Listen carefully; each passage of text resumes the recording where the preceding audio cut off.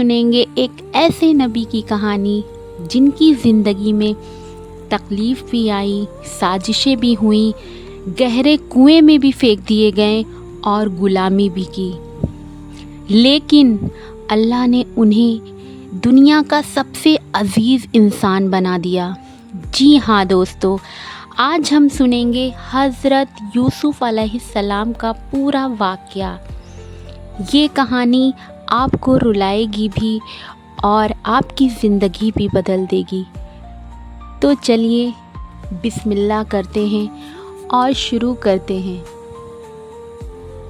دوستو، حضرت یعقوب علیہ السلام کے 12 بیٹے تھے اور حضرت یوسف علیہ السلام سب سے چھوٹے اور بہت خوبصورت تھے۔ ابا جان ان کو بہت چاہتے تھے، لیکن حضرت یوسف علیہ السلام نے ایک خواب میں دیکھا کہ 11 ستارے اور چاند سورج ان کو سجدہ کر رہے ہیں، تو انہوں نے یہ خواب اپنے ابا جان کو بتایا اور آپ نے حضرت یوسف علیہ السلام کو منع کر دیا کہ یہ خواب اپنے سوتیلے بھائیوں کو نہ بتائیے۔ حضرت یوسف علیہ السلام کے سوتیلے بھائیوں نے مل کر مشورہ کیا کہ ہمارے ابا جان یوسف علیہ السلام کو بہت چاہتے ہیں اور ہم کو اتنا نہیں چاہتے، اس لیے یوسف علیہ السلام کو جان سے مار دیا جائے۔ لیکن ان میں سے ایک نے کہا کہ جان سے مت مارو، لیکن یوسف کو ایسے کنویں میں پھینک دو جس میں پانی نہ ہو، اور سب نے مل کر یہ بات طے کر لی۔ سب بھائی اپنے باپ کے پاس آئے اور کہا کہ آپ یوسف علیہ السلام کو ہمارے ساتھ کھیلنے کے لیے بھیج دیں۔ ان کے ابا جان حضرت یعقوب علیہ السلام نے کہا، مجھے ڈر ہے کہ کہیں تم لوگ کھیل میں لگ جاؤ اور کوئی بھیڑیا جنگل میں اس کو کھا نہ جائے۔ بھائیوں نے کہا کہ ہم ایک طاقتور جماعت ہیں، ایسے کیسے ہو سکتا ہے؟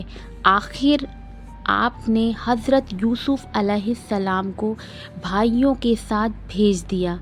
بھائیوں نے ان کے ساتھ لے جا کر ایک اندھیرے کنویں میں پھینک دیا۔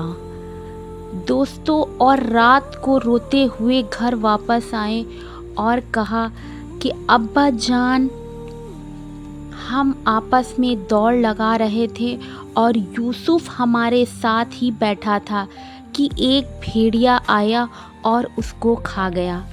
ثبوت کے طور پر ایک کرتا خون لگا کر ابا جان کو دکھایا، لیکن بوڑھے باپ کا کیا کرتے، صبر کیا، خاموش ہو گئے، لیکن بیٹے کی جدائی میں روتے رہے۔ دوستو، جس کنویں میں حضرت یوسف علیہ السلام کو پھینکا تھا، اس کے قریب ہی ایک قافلہ آیا اور انہوں نے پانی نکالنے کے لیے ڈھول کنویں میں ڈالا۔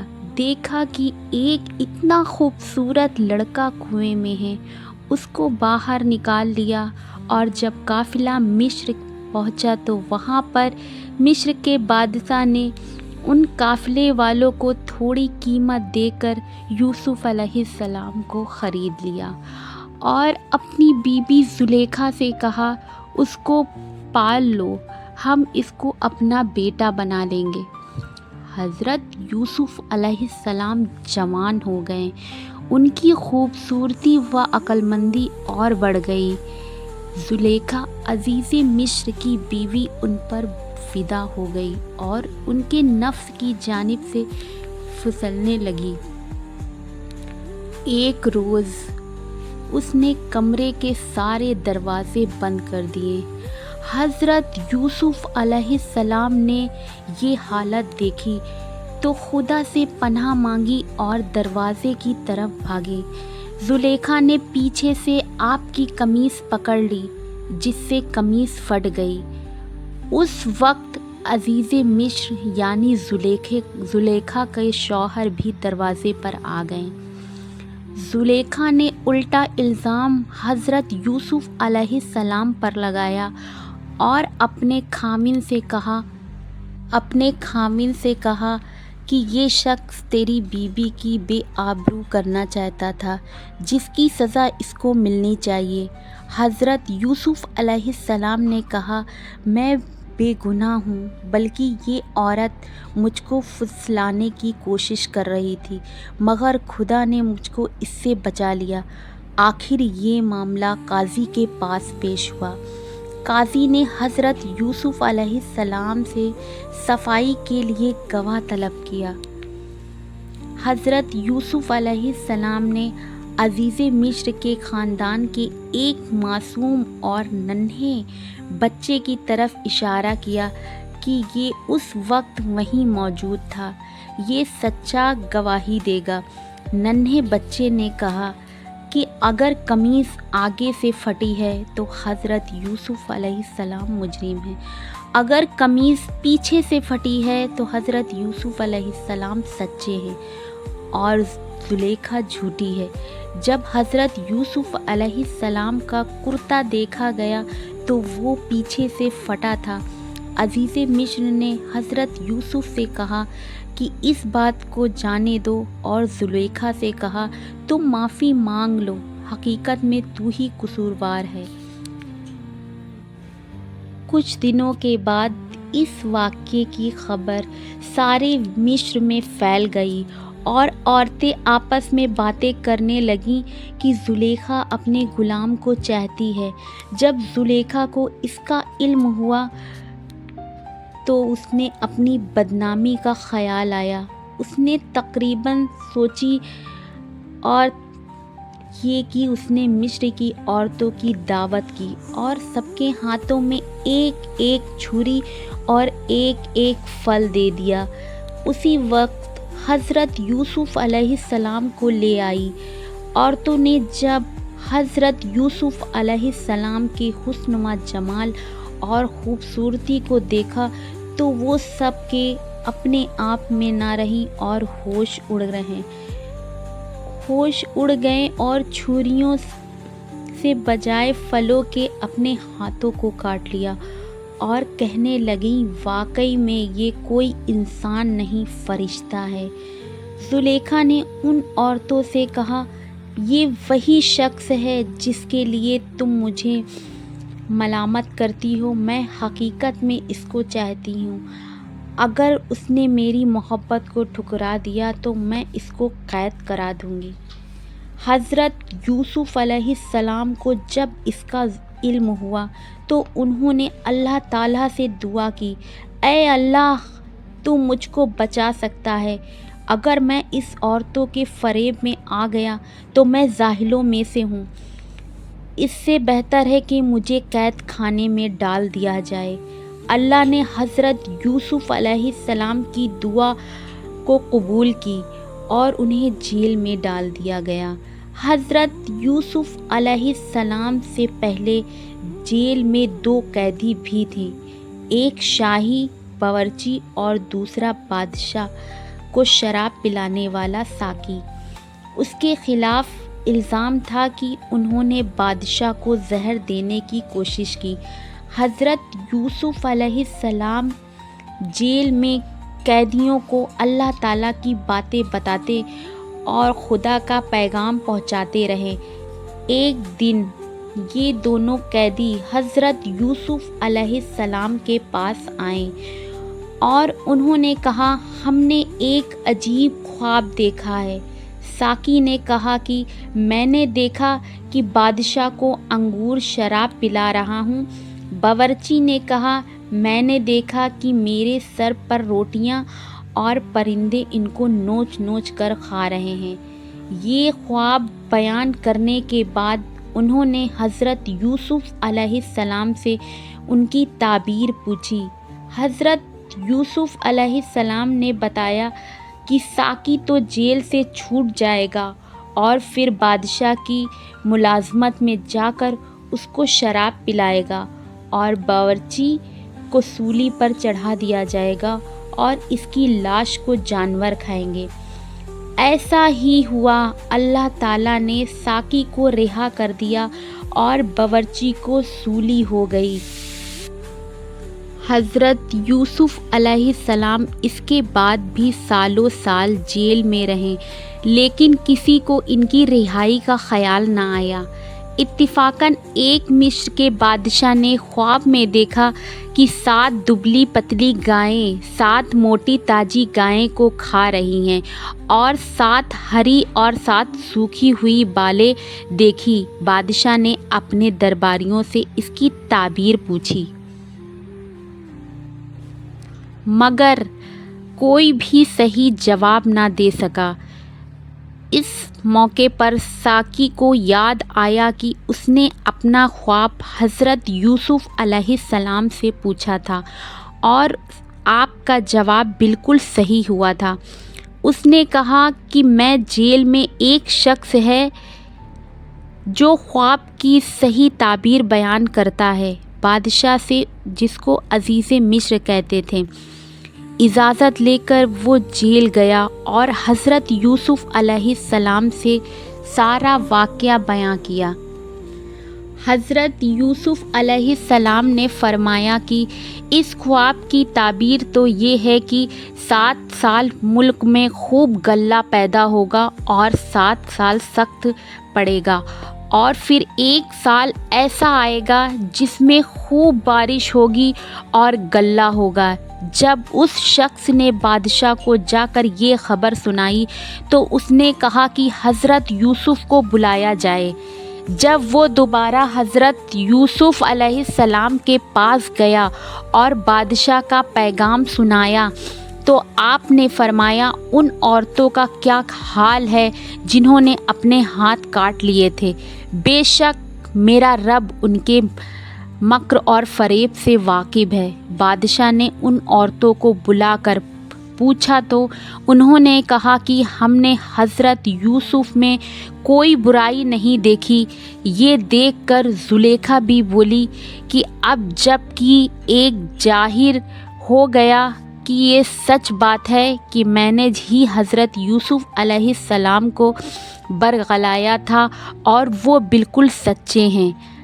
हज़रत यूसुफ अलैहिस्सलाम जब जेल से रिहा हो गए तो एक बादशाह ने हुक्म दिया कि यूसुफ को इज़्ज़त के साथ बुलाया जाए।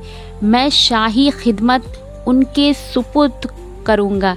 हज़रत यूसुफ अलैहिस्सलाम आए और बादशाह से बातचीत की। हज़रत यूसुफ अलैहिस्सलाम ने कहा, मुझको शाही ख़ज़ाने का वज़ीर मुकर्रर कीजिए, मैं इसकी बेहतर हिफाजत करूँगा। बादशाह ने मंजूर किया और उन्हें शाही ख़ज़ाने का वज़ीर मुकर्रर कर दिया। आखिरकार वो कहत का ज़माना आ गया जिसका बादशाह ने ख्वाब देखा था और इसका असर उस जगह भी पहुंचा जहां हज़रत यूसुफ अलैहिस्सलाम के वालिद और भाई भी रहते थे। हज़रत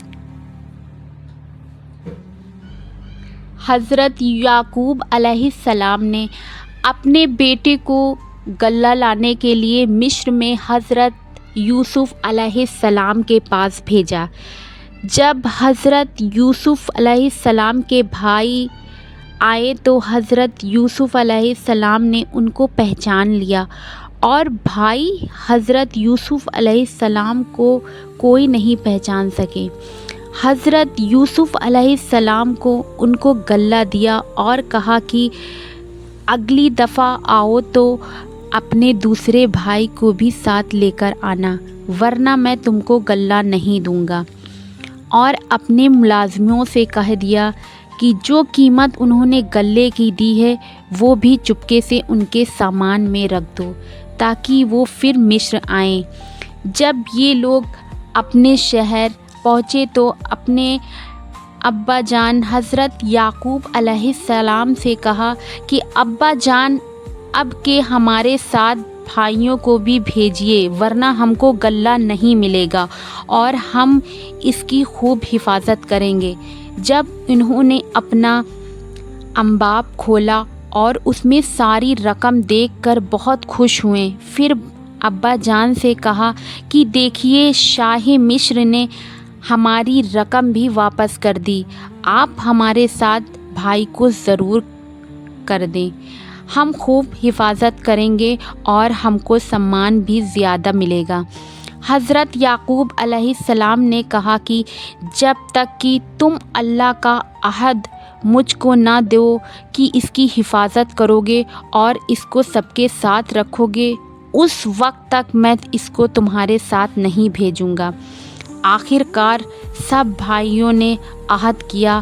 حضرت یعقوب علیہ السلام نے ان کو نصیحت کی کہ تم سب ایک دروازے میں سے داخل مت ہونا۔ آخر جب یہ سب علیحدہ دروازے سے داخل ہوئے تو حضرت یوسف علیہ السلام نے اپنے سگے بھائی یامین کو بتایا کہ میں تمہارا سگا بھائی ہوں اور میں تم کو اپنے پاس رکھوں گا۔ آخر جب ان سب کا سامان تیار ہو گیا تو حضرت یوسف علیہ السلام نے اپنا ایک برتن اپنے سگے بھائی کے سامان میں چپکے سے رکھوا دیا اور اعلان ہوا کہ شاہی کٹورا گم ہو گیا، جس نے لیا ہو وہ دے دے، اس کو ایک اونٹ غلہ انعام دیا جائے گا۔ سب بھائیوں نے انکار کیا۔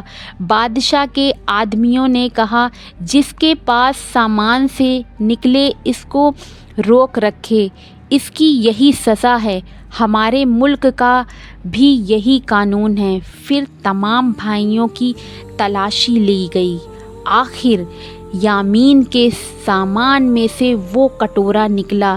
اس طرح حضرت علیہ السلام نے اپنے بھائی یامین کو اپنے پاس روک لیا۔ بھائیوں نے دیکھا تو کہنے لگے اس کا بھائی بھی چور تھا۔ حضرت یوسف علیہ السلام نے سب کچھ سنا۔ بھائیوں نے دیکھا تو کہنے لگے اس کا بھائی بھی چور تھا۔ حضرت یوسف علیہ السلام نے سب کچھ سنا اور خاموش رہے۔ اب سب بھائیوں نے مل کر حضرت یوسف علیہ السلام سے درخواست کی کہ اس کا باپ بہت بوڑھا ہے، اس پر رحم کھا کر اسے چھوڑ دیجیے اور اس کی جگہ ہم میں سے کسی کو بھی پکڑ لیجیے۔ حضرت یوسف علیہ السلام نے فرمایا اللہ کی پناہ، جو چور کو چھوڑ کر بے گناہ کو پکڑوں۔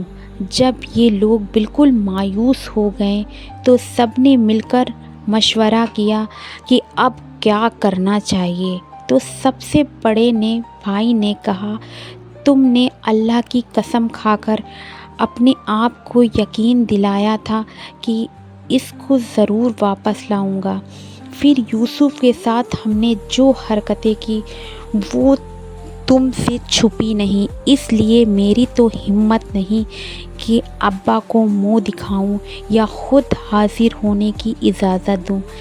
یا اللہ مجھے کوئی دوسری صورت پیدا کر دے تو اور بات ہے، تم لوگ جاؤ اور جو کچھ ہوا ٹھیک ٹھاک ہے آپ نے ابا سے بیان کر دو۔ اگر وہ اپنی تسلی کرنا چاہیں گے تو اس گاؤں کے لوگوں سے پوچھ لیں کہ جہاں ہم ٹھہرے تھے اور اس قافلے سے معلوم کر لیں جس کے ساتھ ہم آئے۔ اس مشورے کے بعد یہ لوگ گھر پہنچے اور والد صاحب کو تمام قصہ سنایا۔ انہوں نے سنتے ہی فرمایا تمہارے دلوں نے یہ بات